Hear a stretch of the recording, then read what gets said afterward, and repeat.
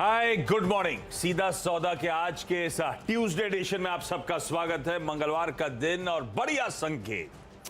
पहले SGX Nifty screen पर आएगा, इंडिविजुअली दिखाइएगा एसजीएक्स निफ्टी स्क्रीन पर 125 पॉइंट या उससे ज्यादा के उछाल के साथ आज मंगलवार के दिन। कल के अच्छे इंट्राडे रिकवरी, कल के अच्छे मूव्स के ऊपर आज हम 125-150 पॉइंट के आसपास के उछाल के साथ शुरुआत करेंगे। ये इंडिकेशन क्यों? क्योंकि यूएस में कल बढ़िया सेशन पैना हुआ।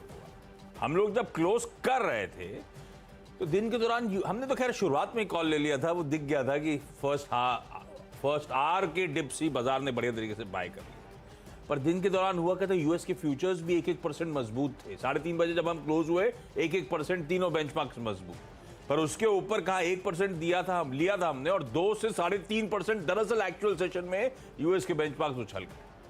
कल दिन भर अच्छी मजबूती के साथ काम कर, उसके ऊपर आज फ्यूचर्स और अच्छा तेजी दिखा रहे हैं। इसीलिए आप देख रहे हैं पिच बढ़िया है, पूरा एशिया बढ़िया कर रहा है। यूएस से क्यूज लिए ओवरनाइट हमने, एसजीएक्स निफ्टी मजबूत है। ऐसे में नीरज जी से जान लिया जाए दरअसल पिच पे कितना भरोसा करना है। ये ऊपर ही सख्त है, मामला नीचे गड़बड़ा तो नहीं जाएगा, या फिर आज का दिन अच्छा ही है, आज बल्लेबाजी गजब की होने वाली है। Neeraj ji good morning. Good morning आशीष। और देखिए भाव भगवान है, ऐसा बोला जाता है। भाव भगवान 6 है ना, भाव भगवान 6। तो भाव भगवान 6 में भगवान आज एकदम ऊपर की तरफ है, ग्रीन है, जोरदार तेजी अमेरिका में हुई है। तमाम जो है ना दिक्कतों के, ऐसे क्या होता ना, एक बहुत अच्छी गज़ल सुन रहे, गज़ल नहीं कव्वाली सुन रहे थे। उसमें कहा गया कि दिल रख दिया, खंजर रख दिया, अब क्या करोगे आप?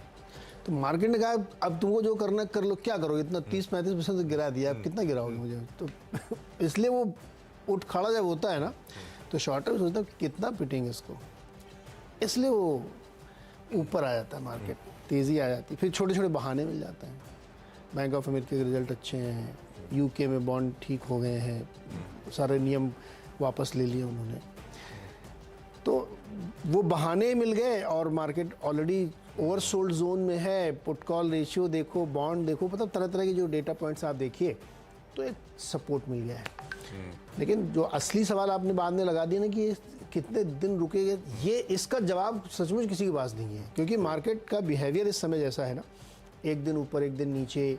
मैंने आपको अभी बताया कि अक्टूबर में ये 20 दिन के अंदर, मतलब अक्टूबर में 2-4 दिन उधर पीछे लगा लो आप, तो 5वीं बार उसने कोशिश की है बाउंस बैक करने की, और हर बार 2-2% की बाउंस बैक की है उसने। अक्टूबर में 5 बार बाउंस करने की कोशिश करा है उसने, तो सस्टेन करना चाहिए। लेट्स सी, हिस्टोरिकली उसने 100 साल के इतिहास में, 10 साल के इतिहास में 4 बार बाउंस मारे हैं, और एक दिन में कितने मैंने लिख के रखा था। 28 अक्टूबर 2008 को उसने 11% की एक दिन के अंदर बाउंस मारी थी। फिर 13 अक्टूबर 2008 को ही 11.5% की बाउंस, एक दिन की बाउंस बता रहा हूँ आपको। 6 अक्टूबर 1931 को 12% का बाउंस, और 30 अक्टूबर 1929 को 12.5% का। इसके एक दिन के मूव्स थे, ये एक दिन के मूव्स हैं अक्टूबर के महीने में। जैसे सपने दिखा रहे हो आप। नहीं, इसके आगे मैं नहीं बता रहा हूँ, यहाँ पढ़ना भी मत, मैं आपको 8 से बताऊंगा। तो ये 5वीं कोशिश उसने की है, और हम लोग ऑप्टिमिस्टिक आदमी से, मुझे लगता है कि सस्टेन करना चाहिए, इसलिए पिच को थोड़ा सा अच्छा मानना चाहिए आज। पिच बढ़िया है, ठीक है, पिच बढ़िया है। और अच्छी बात ये, कल के अच्छे मूव्स के ऊपर फ्यूचर्स और अच्छी तूल ही दिखा रहे हैं, सरेंडर नहीं कर रहे हैं उन गेम्स को। अब तक तो ये इंडिकेशंस है, तो बढ़िया मूड माहौल है भाई। और हमारे बाजार ने तो वर्डिक्ट दे ही दिया था, हम वैसे ही रेजिलिएंट थे। हमने कल भी खराब क्यूज के बीच में स्ट्रेंथ दिखाने की दमखम दिखाया था, और जिन्होंने कल हिम्मत करी है आज बढ़िया रिजॉइस करेंगे। खैर, आज सुबह सुबह जो स्टॉक्स हाईलाइट में है उनको मैं मेंशन कर देता हूँ। अब इनमें देखना होगा गैप अप कितना हो गया, बाजार क्या वर्डिक्ट दे रहा है इनकी स्टॉक स्पेसिफिक न्यूज़ डेवलपमेंट्स को, वो आपको वॉच आउट करना है। सुबह सुबह अगर कुछ स्टॉक्स हाईलाइट करने हैं जो स्क्रीन पे ऐड करने चाहिए, उनमें एक तो मेरे लिए है कल की लिस्टिंग, इलेक्ट्रॉनिक्स स्मार्ट इंडिया। बढ़िया लिस्टिंग, जैसा एक्सपेक्ट किया था वैसी लिस्टिंग। बढ़िया क्या, सबको पता था कि इसी तरह की लिस्टिंग होती हुई नजर आएगी, जिस तरह का रिस्पॉन्स इसको मिला। अब ये इस स्टॉक में जिस तरह का रिस्पॉन्स था, जिस तरह से अनफुलफिल्ड एपेटाइट है, मुझे लगता नहीं है स्टॉक बहुत मीनिंगफुली इस समय करेक्ट करेगा। हर डिप्स में इंस्टीट्यूशंस होंगे, रिटेल होंगे, जो एंट्री पाने के मौके ढूंढेंगे। हम में से कई लोगों ने सब्सक्राइब किया होगा, सब डिसअपॉइंटेड हुए, बहुत ही कम को मिला है, क्योंकि रिटेल ही 12-13 गुना भर गया था। कल कल के बाजार में जब लिस्ट हुआ, निपॉन इंडिया म्यूचुअल फंड ने भी अपना हाथ आजमाया, 24 लाख शेयर्स उन्होंने उठाए।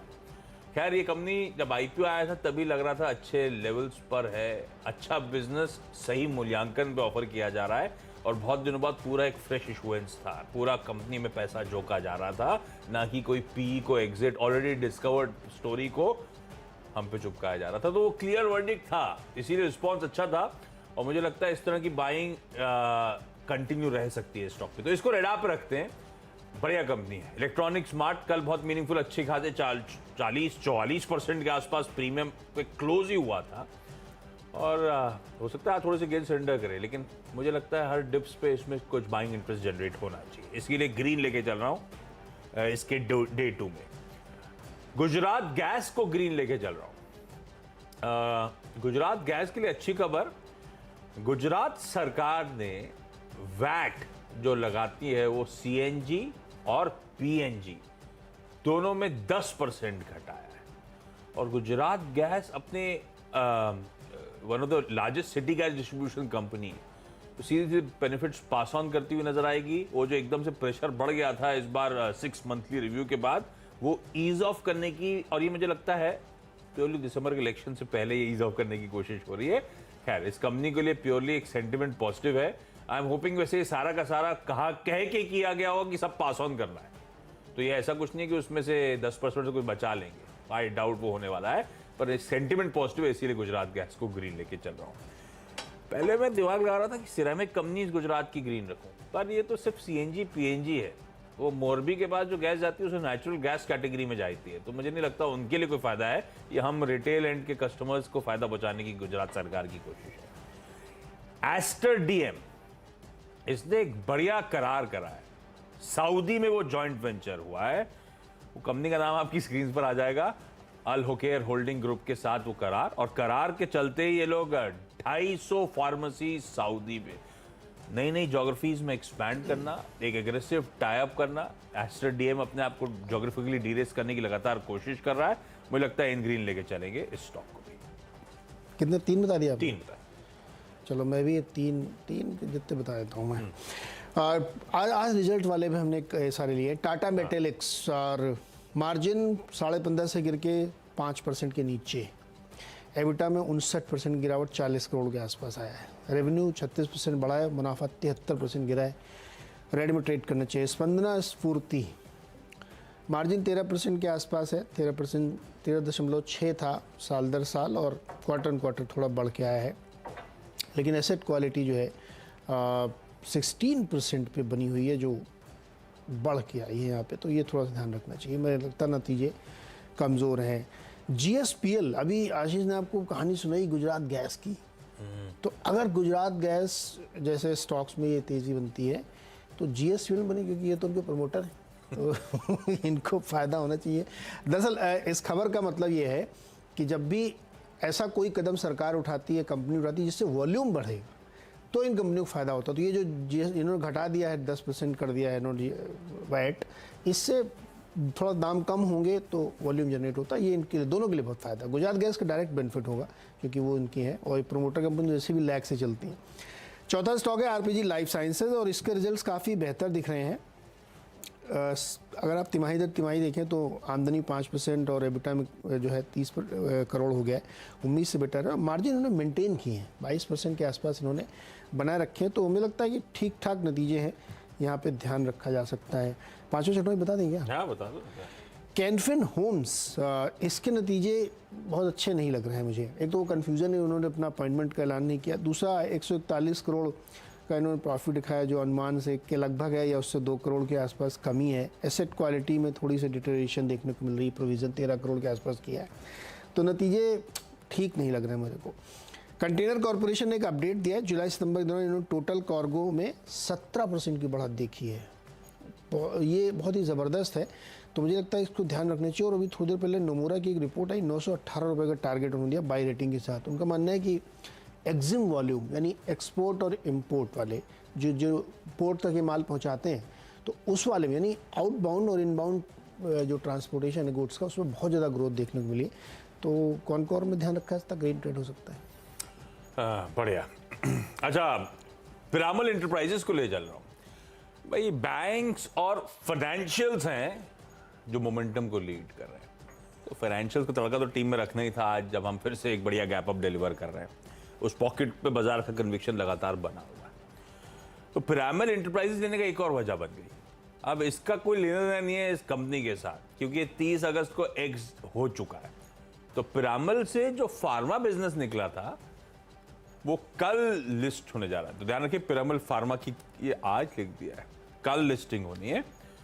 उस लिस्टिंग का वैसे भी कोई लेना देना नहीं, बस एक पॉजिटिव रबफ के तौर पे ले रहा हूं। और मेरा मानना है कि फाइनेंशियल्स, बैंक्स, ये वो पॉकेट है जो लीड कर रही है, और होपिंग आज भी वो लीडरशिप कंटिन्यू करेगी। इसीलिए पिरामल इंटरप्राइजेस। दो डिफेंस कंपनीज रखी हैं जो आजकल ऑफ रेडार चली गई हैं।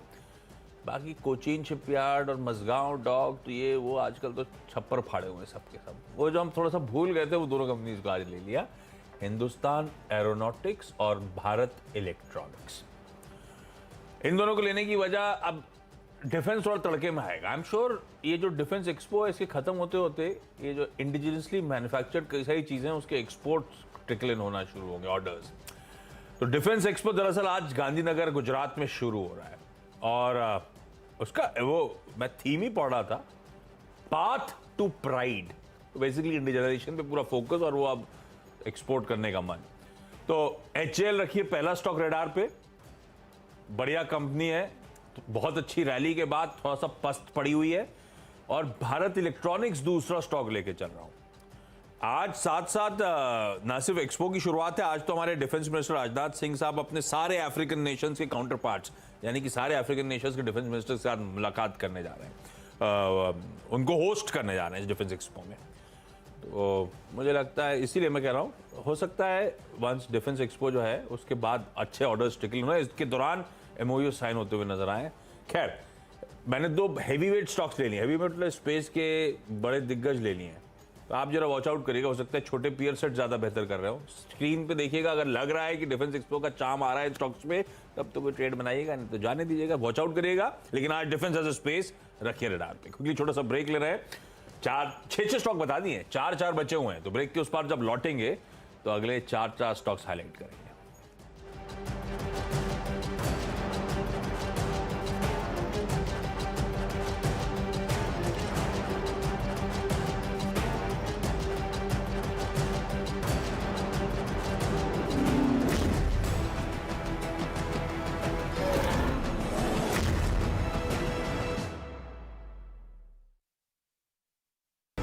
स्वागत है एक बार फिर से आपका। और नेक्स्ट 4 स्टॉक्स में आज वो 4 स्टॉक्स लिए हमने जिनके यहाँ रिजल्ट आने हैं।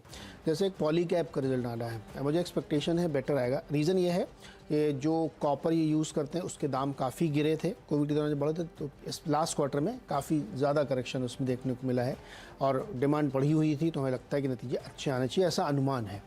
GMDC के नतीजे कमज़ोर आएंगे। रीज़न वही है कि लास्ट क्वार्टर में मेटल के प्राइसेस गिरे और तमाम आयरन ओर की प्राइसेस गिरे, तो उसका इम्पैक्ट आपको देखने को मिलेगा। KPIT टेक्नोलॉजीज़ नतीजे मुझे लगता है कि शायद थोड़ा सा दबाव के साथ आने चाहिए। टाटा एलेक्सी के आपने देखे या कमेंट्री तमाम कंपनीज़ की देखी तो रेड में कर सकता है। हिंडाल्को में आज शॉर्ट कवरिंग हो सकती है क्योंकि डॉलर थोड़ा वीक हुआ है, तो उसका फ़ायदा मेटल को मिलता है। तो डॉलर का सीधे इन्वर्स अपोजिट रिलेशन होता है, अगर वो थोड़ा नीचे आता है तो शॉर्ट कवरिंग आती है। और हिंडाल्को इसलिए क्योंकि बहुत गिरा है हिंडाल्को, तो मुझे लगता है कि यहाँ पे शॉर्ट कवरिंग हो सकती है। लेकिन ये सब स्क्रीन पर रखिए, स्क्रीन पर देखिए क्या होता है। KPIT इंपॉर्टेंट है, नंबर्स तो अच्छा आएंगे क्योंकि एक्विजिशन कर रखे हैं।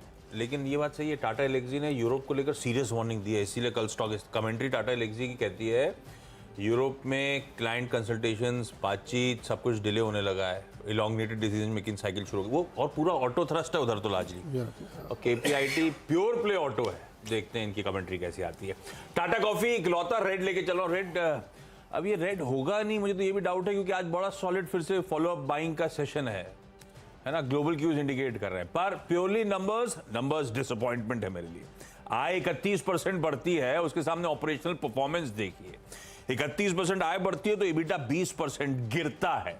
Margins almost 700 basis points knock off. तो वो इन्फ्लेशनरी प्रेशर्स जो हैं वो कंटिन्यू कर रहे हैं और पूरी तरह से प्रॉफिटेबिलिटी को इंपैक्ट करते हुए आपको नजर आएंगे। और वो भी जो रेवेन्यू मोमेंटम आया वो इनका प्लांटेशन बिजनेस था जो दरअसल मोमेंटम ड्राइव करके ले गया। अदरवाइज इंटरनल्स इस नंबर्स के वीक हैं, नंबर्स के दम पे तो रेड होना चाहिए। आप देखते हैं वो टेलविंड मिल गई पूरे सेक्टर को तो बात अलग, लेकिन कमजोर है ऊपर। इस तरह से फिर मुझे लगता है दबाव बनना चाहिए। 2 आईटी स्टॉक्स और 2 इस समय के अंडर परफॉर्मिंग स्टॉक्स ले रहा हूं क्योंकि नैस्डैक ने वही दिखाया, जिस पॉकेट में अंडर परफॉर्मेंस था वहीं पे तूल मिला कल सारे स्टॉक्स को, और नैस्डैक ने कल यूएस का मोमेंटम ड्राइव किया। तो एक तो विप्रो ले जा रहा हूं, हालांकि सबसे वीकेस्ट है। नंबर्स के बाद हमने बिकवाली की बात करी थी, प्रेशर तगड़ा माउंट हुआ था। विप्रो रखिए रडार पे, बहुत पिट चुका है। आज अगर मूड माहौल थोड़ा, और ध्यान रखिएगा कल जब बाजार अच्छा था तो भी विप्रो सल्क ही कर रहा था, तो जरा वॉच आउट करिएगा। आईटी मुझे लगता है थोड़े से आज बैंक्स और फाइनेंशियल के साथ कंधे से कंधा मिलाने की शुरुआत में कोशिश कर सकता है। विप्रो के साथ दूसरा रख रहा हूं जो थोड़ा सा ज्यादा कंफर्ट है, टीसीएस को लेकर। हालांकि वो भी अंडर परफॉर्म कर चुका है अब इन्फोसिस एचसीएल टेक के साथ, पर टीसीएस इन ग्रीन लेके चल रहा हूं। लास्टली आखिरी जो स्टॉक है वो एक, क्योंकि मोमेंटम जो बाजार में राइड हो रहा है वो बैंक्स और फाइनेंशियल्स के दम पे हो रहा है, तो एक और बैंकिंग स्टॉक आईसीआईसीआई बैंक, जिसको लेकर स्ट्रीट का कन्विक्शन बना ही हुआ है। तो मुझे लगता है कंफर्ट इसी में है फंडामेंटली, और आज क्योंकि शायद सेक्टर टेलविंड्स हो तो उसका फायदा आईसीआईसीआई बैंक को और मिले। तो एक कंफर्ट वाला स्टॉक है जिसमें शायद आज दिन के दौरान इन ग्रीन कामकाज होता हुआ नजर आएगा। इस नोट पर 10 स्टॉक पूरे हो चुके हैं। क्विकली छोटा सा ब्रेक लेते हैं, ब्रेक के उस पार जब लौटेंगे तो इन टीम्स का एक quick wrap up.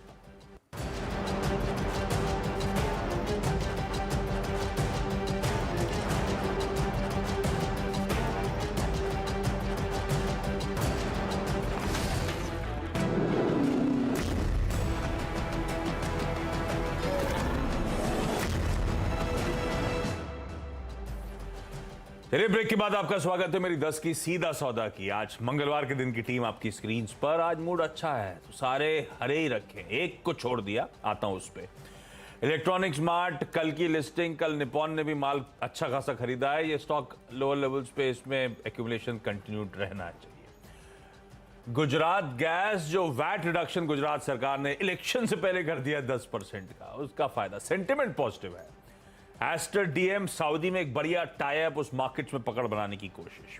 Piramal financials इस समय मार्केट्स को लीड कर रहे हैं और थोड़ा सा रब ऑफ सेंट वाला हो जाएगा कि फार्मा की कल लिस्टिंग की तैयारी हो रही है, ध्यान रखिएगा, जो आम इससे डीमर्ज हुआ था। एचएल बीईएल वो डिफेंस एक्सपो के बीच, डिफेंस डायलॉग के बीच, दोनों स्टॉक्स को इन ग्रीन लेके चल रहा हूं। टीसीएस विप्रो, क्योंकि मोमेंटम तो भाई नैस्डैक लीड कर रहा है। आज शायद ये आईटी स्टॉक जो खासतौर पर अंडर परफॉर्मिंग आईटी स्टॉक्स हैं शायद थोड़ा बेहतर डिलीवर कर रहे हैं। आईसीआईसीआई बैंक, फाइनेंशियल्स का तड़का कंटिन्यू करा टीम में, और टाटा कॉफी सिर्फ आज के अच्छे बाजार में रेड डिस्प्ले के चल रहा हूं क्योंकि ऑपरेशनली वाकई बेहद कमजोर परफॉर्मेंस। कई सारे नतीजे आए और उसके आधार पर लिया, तो हमें लगता है कि इस पे टीम में जो स्टॉक्स हैं रिएक्ट करनी चाहिए। जैसे टाटा मेटल के नतीजे कमज़ोर हैं, स्पंदना स्फूर्ति के नतीजे कमज़ोर हैं। जीएसपीएल इसलिए क्योंकि गुजरात गैस के ऊपर इम्पैक्ट आएगा, 10% वैट कम किया गया है पीएनजी सीएनजी पे गुजरात में, उसका फ़ायदा इनको हो सकता है क्योंकि ये उनकी प्रमोटर कंपनी है।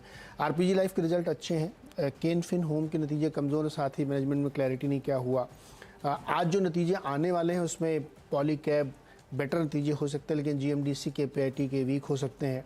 हिंडाल्को में एक शॉर्ट कवरिंग का पूरा केस बनना डॉलर की वीकनेस की वजह से। और कंटेनर कॉर्पोरेशन ने अपना जो बिजनेस अपडेट दिया उसमें 17% की फ्रेट ग्रोथ देखने को मिल रही है, जो इनके लिए पॉजिटिव हो सकती है।